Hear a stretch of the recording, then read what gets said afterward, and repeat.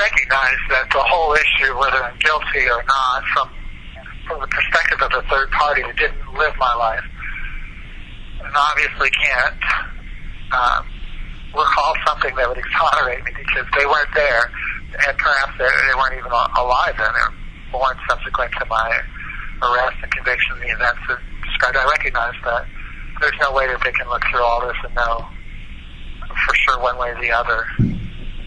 So what I would say is that, want them to think about is that I've been in prison now for 31 years, and I did some years in county before that, county jail. And during that whole time that I've been in custody, did not get involved in any sort of violent interaction with other prisoners. I have absolutely no write-ups for violence or for drugs or any of that kind of serious misbehavior.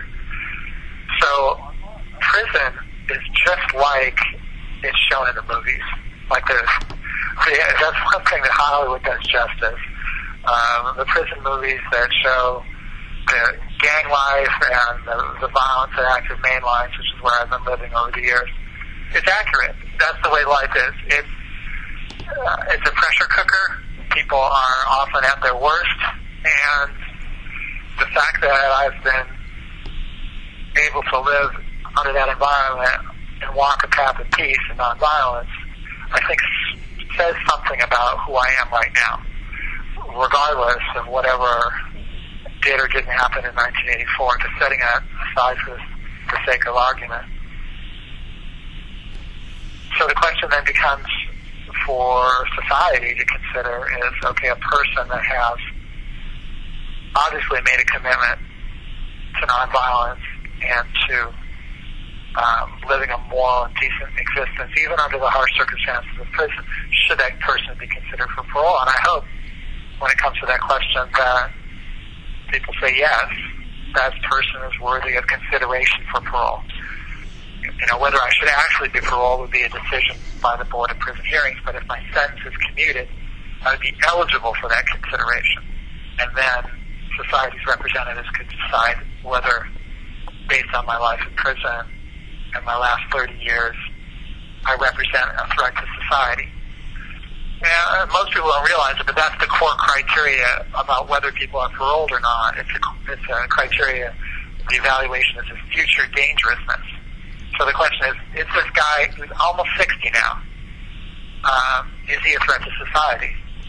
And I would think that even my worst detractors, the people that are just aligned with the prosecution's theory, would recognize that I'm not a threat to society, that the circumstances that they allege to have occurred, and the motivations, the whole complex interaction between this notorious con man, Ron Levin, and the BBC, which was an unusual occurrence in and of itself, that whole bizarre concatenation of circumstances is not going to be reproduced.